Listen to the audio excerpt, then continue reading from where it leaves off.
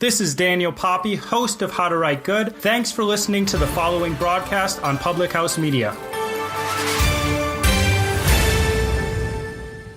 What's up, everybody? This is Christian Heimel, host of Press Row here on Public House Media. Thanks for listening to the following broadcast on Public House Media. Once you're done with this episode, I hope you'll come check out my show, Press Row, where we talk about the biggest issues in sports with the analysts, experts, and reporters who cover them. No nonsense, hard-hitting interviews on the sports topics you're talking about. A new show comes out every single Thursday. And don't forget to subscribe on iTunes so you never miss an episode of Press Row. Thanks again for checking out the following broadcast on Public House Media.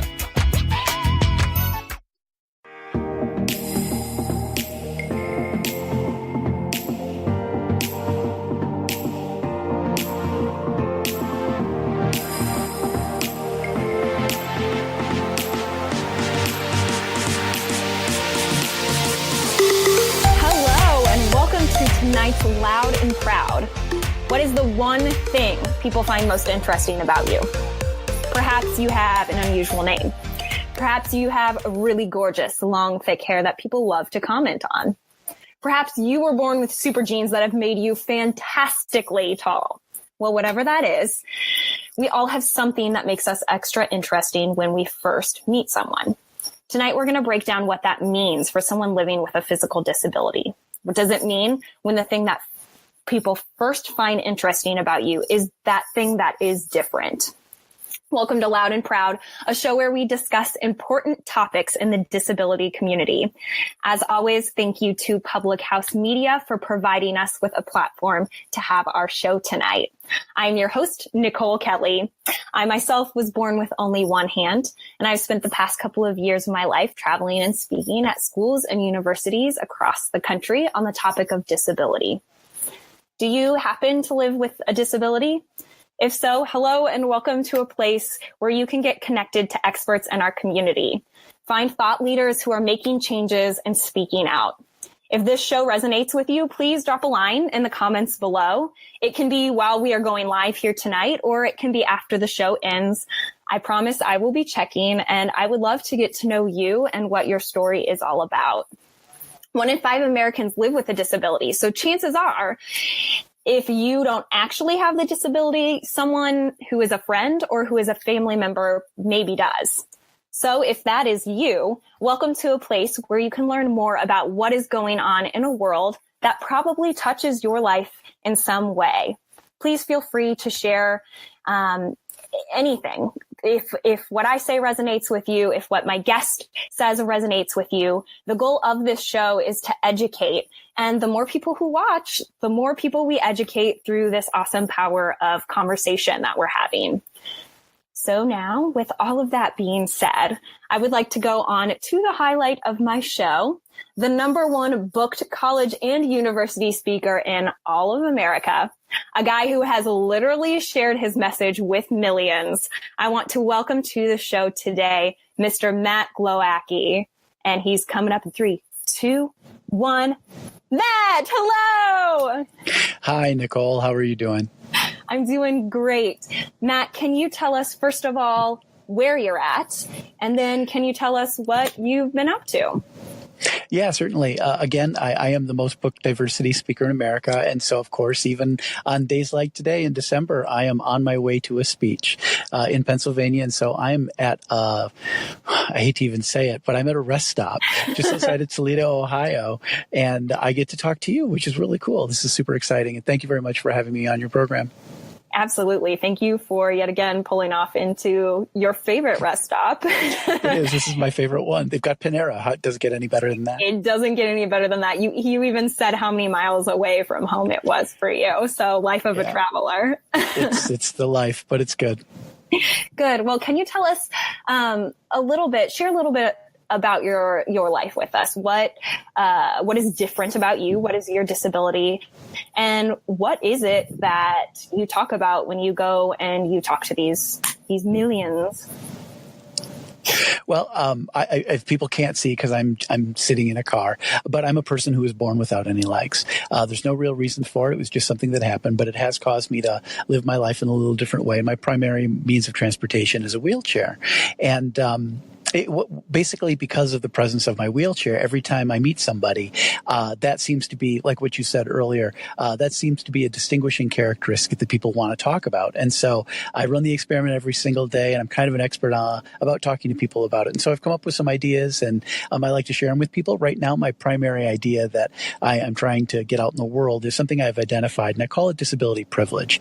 And I'm sure many of the people that are watching right now, if they have disabilities, they're going to be able to relate to it. And a lot of people don't even want me to talk about it because disability privilege is the higher level of service that people with disabilities receive from people simply because of the presence of a physical disability. A lot of times when I go places, people will see me and they'll go, "Oh my gosh, how are you doing?" Or "It's so great to see you're here." Or people will open up doors for me. Or if I'm at a restaurant, a lot of times people will go to the people that I'm with and they'll ask if they know what I want to eat or something instead of asking me, which in many circles is a higher class of service. But it really manifests itself around the holidays when I go to malls and people just come up and give me money for no apparent reason, which is nice, but I always try and refuse it because I'm not selling pencils or ringing a bell.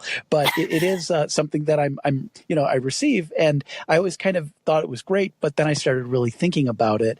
And again, I identified as disability privilege, but I don't know that it's really that great of a thing, because the reason why people are giving me extra help is because they think I can't do it by myself. And so disability privilege stems from a lower expectation for what other people think I can do simply because I have a disability. And the real problem with it is not everybody gets the same amount of disability privilege. People get more disability privilege or more help or more attention from able-bodied people if they have a really compelling acquisition story. So like a Boston bombing victim is going to get way more support and help than a person who might have gotten injured in a drunk driving accident that they caused themselves.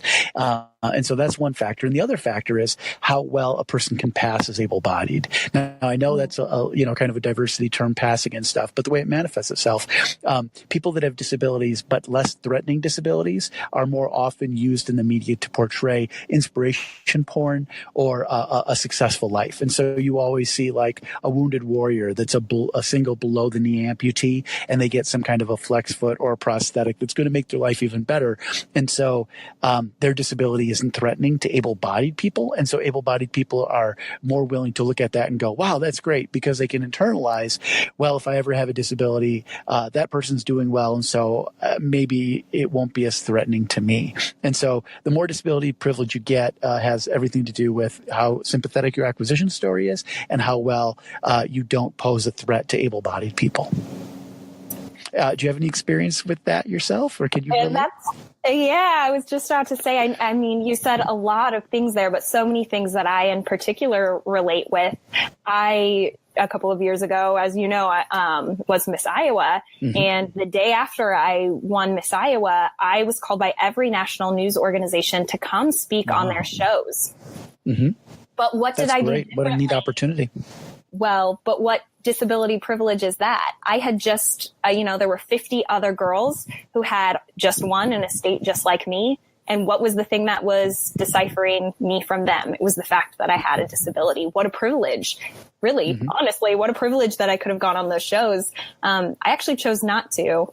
And I didn't want to go on the shows because I felt like it was pointing out in a bad way the difference that I had. So I certainly identify with that. Yeah. What are, you really talked about those two factors based on, what story you may have to go along with it. If you were a wounded warrior, let's say, or, have some sort of backstory to go along with you, and posing a threat to the able-bodied community. Can you kind of elaborate on what that means a bit more? Well, there's two separate things and directions that I could go there. The first one is the posing a threat to the able-bodied community. Being out and about all the time, a lot of times people will come over and they'll have a conversation with me, but the conversation that they have with me is a conversation that they want to have. And it's based on their expectation for the reason why I don't have any legs. And I'm about the right age. I'm kind of the right build. A lot of times people think I could possibly be a veteran. And so people come over and they'll go, veteran? And I'll tell them, no, I was born without any. I did it the easy way. And then unfortunately they get disappointed because they were hoping that they could, say thank connect you to a veteran. But in that moment, I don't want to be like, no, blah. But I would never pose myself as a veteran because those guys earned it in a completely legitimate and maybe even more legitimate that way than I did. At least they deserve the praise. And so you have to have the kind of the conversation that people want to have with you before you can have the conversation that you want to have. So I have to get past the idea or their perception of the nature of my disability, and then I have to kind of make them okay with it, and then I get to talk about what I want to talk about. A good illustration about this is a couple of days ago, I was just shopping at a grocery store like everybody else, and I'm a single guy, and so I want to go out and try and meet as many people as I can and have good conversations with them, and there was an attractive woman sitting there looking at the eggs, and I needed some eggs too, and I went over and I'm trying to think, gosh, what would be a good opening line? You know, I don't want to be too cheesy about anything, but I was thinking, I buy the brown eggs and I think they taste better. And so maybe I could pose something like that. So I looked at her and I said, hey, do you think the brown ones taste any better? Which I think is kind of a, nonchalant, kind of non-threatening way to start a conversation. And she looked at me, but instead of answering the question that I asked, she actually said, oh, do you need me to reach them for you? And so before I even had a conversation with her, she was having a conversation, probably, at least this is my assumption, and I could be wrong, but by the way she answered the question that I think she thought I was going to ask. And that's not the conversation I wanted to have. I didn't want to have the disability conversation with her, but I've learned I kind of have to. And the reason why I have to is I really do think that a person with a disability is threatening to an able-bodied person because able-bodied people are only temporarily able-bodied, and we are an elective minority group. And so I think people want to try and get over it, the threat that a disability poses to them. And so they come up with words like differently abled or handy-capable. And those are all things that able-bodied people tell me that I should self-identify as. I don't really hear a lot of disabled people telling other disabled people that they're handy-capable. And I think that's because able-bodied people want to, again, minimize the threat or their perception of the threat of acquiring a disability in their life.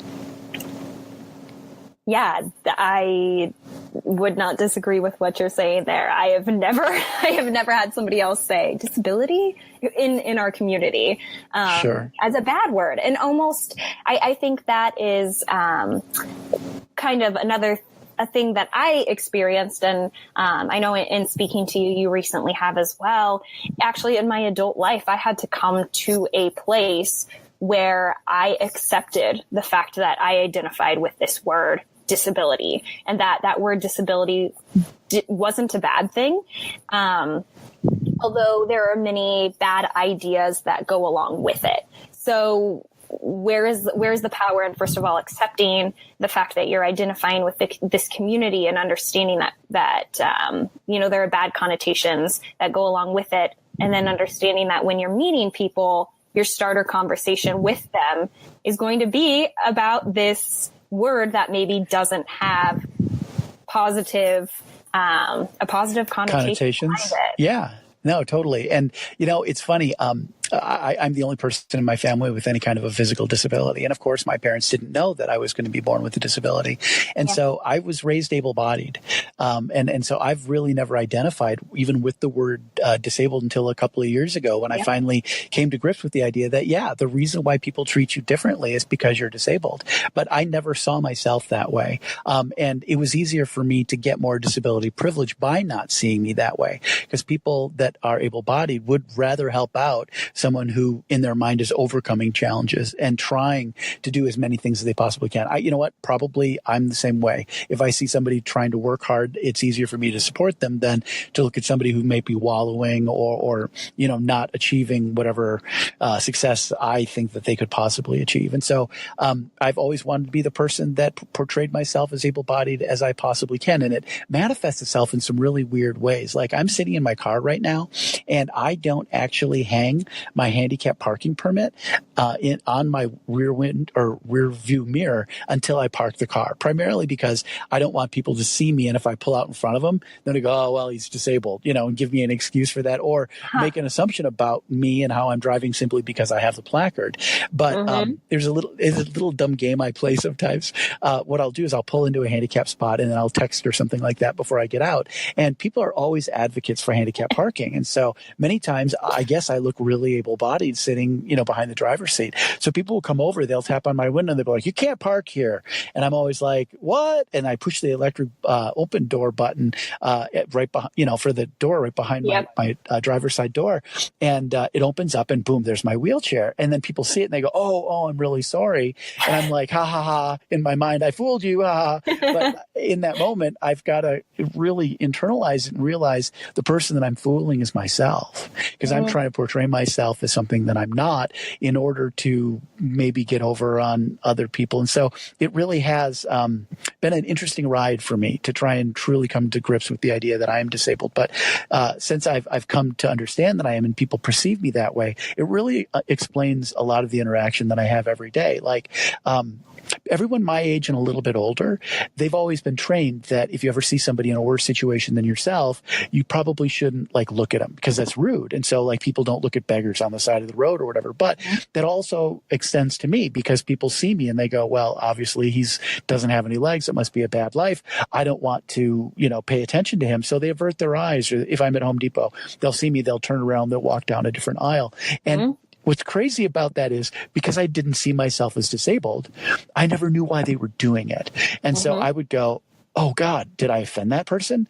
Did I say something? Did I do something?" And I never made it about the disability, because I didn't think it was about the disability. But now I know it's about the disability. And so I've actually found more of a peace of mind and a comfort in understanding why people interact with me the way they do. And it also gives me a better platform to try and reach out to them, to try and make them more at ease with the fact that I am disabled, if it's a person that I want to choose to interact with. And so I don't know, are there ever times in your life that you try and maybe portray yourself as able-bodied not to pose as a threat to other people? Or maybe that's just me and something that I do.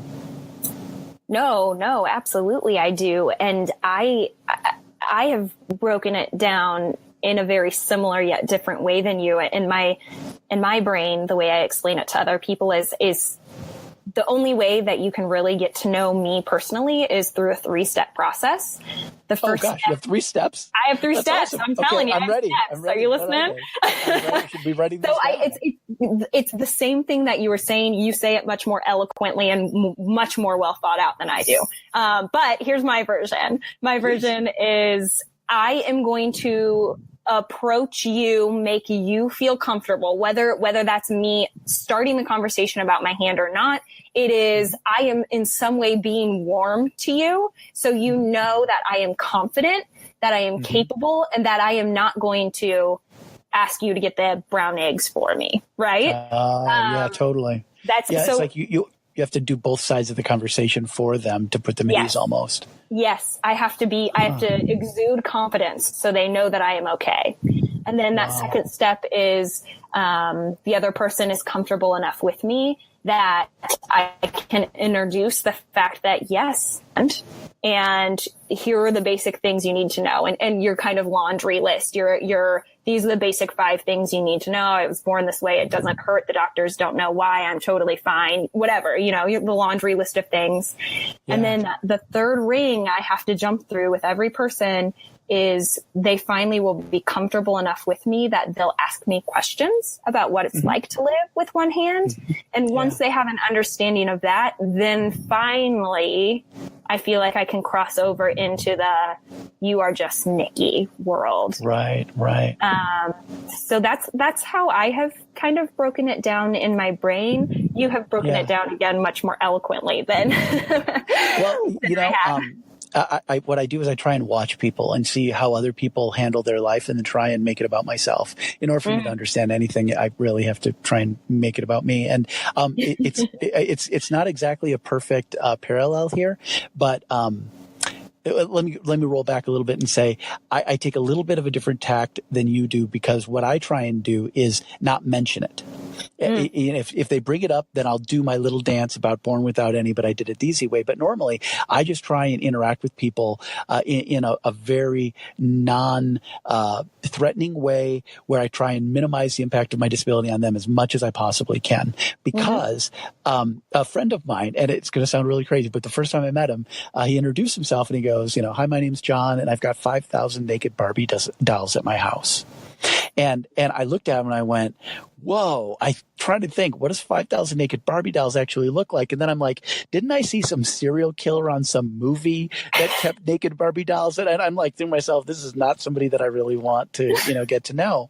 And so I thought, maybe if I'm being turned off by him being very specific about some characteristic about himself, maybe I should not, lead with my difference right away either, or what's important. Maybe I should try and minimize my difference to try and fit in as much as I can. I always say a lot of people do it, and I think we call it dating. We minimize our differences to try and be as mainstream as we can, and then after we get to know somebody, then we can kind of reveal more about ourselves. And here's how the weird thing that his naked Barbie dolls manifests himself to me. After he told me that, I wasn't really interested, and I was kind of like, But we also had like a triangle friend together, and at one point we were out, and he's like, man, we got to go over to his house. And I'm like, the Barbie doll guy house? He's like, yeah. And so I'm like, okay. So we went over to his house, and here's the reason why he's got 5,000 naked Barbie dolls. It turns out he and his family collect new and lightly used Barbie dolls. And then they take mineral spirits and they take off all the original makeup that comes on the doll. And then they paint back on culturally appropriate makeup, depending on where they're sending that doll to the country around the world. And then friends and family also hand make culturally appropriate clothing for the doll. Cool. And so it totally changed my perception of him. And what it really showed me is, I was making a lot of judgments about him based on what he was leading with. And if I could have changed the interaction, I wish he would have been more specific about why he has the naked Barbie dolls. And then I in my mind, I would have been probably more okay with it. But what I really learned was, everybody has way more to their story than what they're leading with. And everybody's got their own coping strategies and ways that they like to meet people and how they lead. I find still the easiest thing for me to do is to not bring it up until, somebody else brings it up. And I do crazy things. Like if you and I are going to go somewhere, like to a movie or whatever, I would immediately lead by saying, let me drive. Because then you wouldn't have to manage my wheelchair. Or if you were going to, go to dinner with me, I'd say, well, go to my house because I don't have a disability in my house because my house is all on one level and everything's perfect. I don't have a ton of accommodation, but I have what I need. And so it's easier for me to be able-bodied in my environment than it is in somebody else's, because I've had, people where they'd say, I want you to come to my house, but how would we get your wheelchair up the stairs? And I'm like, well, if you'd be willing to carry it, or I can pull it, or, I'll do what I want to. Cause again, I'm the guy that wants to have the experience, but it's, but I would rather not people see me as a person who needs extra accommodations. Because in my mind, I don't want them to have to, well, first of all, feel sorry for me because, of maybe extra help that I would need. But I also don't want them to think, well, that's really going to put a lot of pressure on our relationship because I'm going to have to help him, blah, blah, blah. And so I find that the more I can take care of myself, and again, I'm very lucky. I don't have legs, but I really do consider myself to be a person that has a minimum disability. And so it is easy for me to accommodate myself in most every way. And I do think that, my disability oftentimes exists in other people's minds more than it does in mine until they come over and you remind me that I have a disability by saying, well, you probably can't do that. Or even something as simple as offering to help me do something. It's not that I don't want people to help, but what I hear in my voice, my internal voice, that maybe undermines the person that I want to be. Sometimes when they come over and say, hey, can I help you with something? The first thing I hear is them saying, you probably can't do this by yourself. But the one that really undermines my confidence is, you probably need this because you're different. And I don't want to see myself as different because I don't see myself as different. And so I don't want people to offer me help because they're saying, can I help you? I'm hearing you're someone that needs extra help because you're disabled. And that's not my identity. And so I don't want people to see it. And so, people always say, well, what's the right thing to do? Well, unfortunately, I think it's different for every single person, just like every disability is different. Everybody is, everybody's at a different place with their own development. And so now what I try and do is I try and measure people's intent rather than the impact that it has on me. Can you relate to that too? How do you internalize it? Absolutely. I think intent is the hugest, best, biggest word you can use there, because there is no right way because everybody's experience is so different. That's absolutely correct. And I get that same question all the time. Then what is the appropriate way to do it? I don't want to make a fool of myself. I don't want to make the person I'm asking for help feel bad. What is the right way? And intent, I think, is everything. You can only control your reaction. And I mean that about myself and about the person asking for help. So my reaction to them asking me for help, I go into what I call teacher mode when people ask me those questions, and I use it as an opportunity to teach. No, thank you. I'm able to do that. Perhaps if I was, trying to lift a very heavy suitcase, I would need your help. But is that because I'm a girl and don't have the same muscle tone as a man, or is it because I have one hand? I don't, who knows? Yeah. But I think I just have started to really focus on the fact that teacher mode can turn on, and trying to take pleasure in the fact that it is a teaching moment, and to be okay with that, I guess. Yeah, I think it's probably a defense mechanism too. I mean, we all have them, to try and protect the person that we want to be. Mm-hmm. And I'm not trying to tell people that it doesn't hurt. I mean, obviously, they're called microaggressions because they do hurt a little bit. But I for my own sanity and to also try and understand where that other person is coming from, they're already engaging in a high risk behavior. They're coming over and they're interacting with somebody who probably is completely different than them. And I don't know if they have a relatable instance. I don't know if they have a family member that they've taken care of or something like that, but they're reaching out. And for me to not try and handle that situation as well as I possibly can, even if it's making a negative impact on me, I don't necessarily want to translate that back onto them, because the last thing I would ever want to do is to try and keep them from having the inspiration to have the next conversation. Because right now, there's so many people that would rather not put themselves out there. I call it diversity quicksand. I don't know if you've ever said something unintentionally and it's gotten you in trouble, and you try and make it better, but you can never really make it better, and eventually you just die. And so, yeah, exactly. Just put your head down, it'll get better tomorrow, maybe if you can live. But I don't want to leave that impact on people. And so even when they are saying things that I'm feeling bad about and it's making a negative impact on me, I want to, I played volleyball for a while. And so the coach always said, better the ball. How do you expect the next person to be able to be successful doing something with the ball if you don't make a good pass? Mm-hmm. And so better the ball, try and put people in the better situation so they can do something better the next time too. And so even when, it might not be making me feel the best, I don't want to try and do something that would thwart that person from maybe having the next good interaction with the next person, or, prevent them from having interaction in the future. So, again, it's not that the impact doesn't make an impact on me, but I think, again, because we both are people that are relatively extraordinary and we have a story to tell and people give us a chance to tell that story, I think we have to have a little bit of respect and know that we do have to wave the flag. I don't want to wave the flag of education every single day, but I know it's my job, and I'm willing to do it, and I need to do it because I want the next best person to have the next best experience, and that means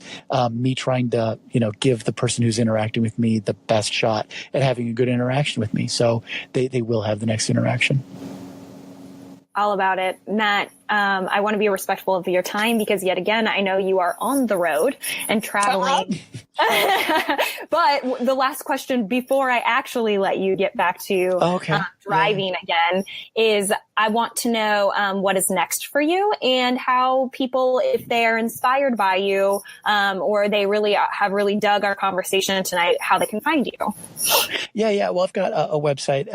If you just Google Matt No Legs or No Legs Matt, MATT and No Legs, it'll get to my website. And at some point next year, probably early next year, I'll have a book called Able Bodied Like Me that I'm going to be hopefully getting published and being able to present my ideas and in more of an easy form that people can relate to and internalize without necessarily having to have the conversation with me in person. And so hopefully that'll be out there and a lot of people will have more of my perspective shared with them through them reading my book. But thanks for the opportunity. Honestly, you're a delight. I really understand why people follow you. You just have got a great story and a great personality, and I just really appreciate you including me in the project that you're working on. So thanks again. Oh, of course. And of course, I'm always thankful to be surrounded by amazing people who are willing to up and join me on here. Who knows what random question I'm going to throw at you. What's your favorite color, Matt? Who knows? Sure. Well, I've got answers for all of them. So just let me know what you need.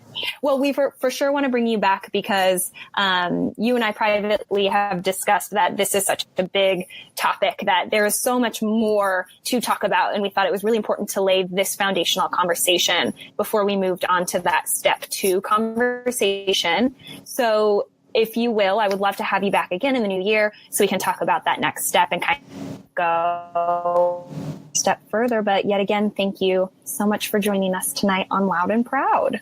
No problem. Thanks for having me again, and enjoy the rest of your evening. I'll be driving. Thank you. You as well. Get there safe. And yet again, to those who are watching, you can find Matt. I will put up his name once more for you so you can see that. You can Google him. To find him and connect with him. Join us next week, same time, same place, 8:30 p.m. Central Time, Loud and Proud. Thanks, guys.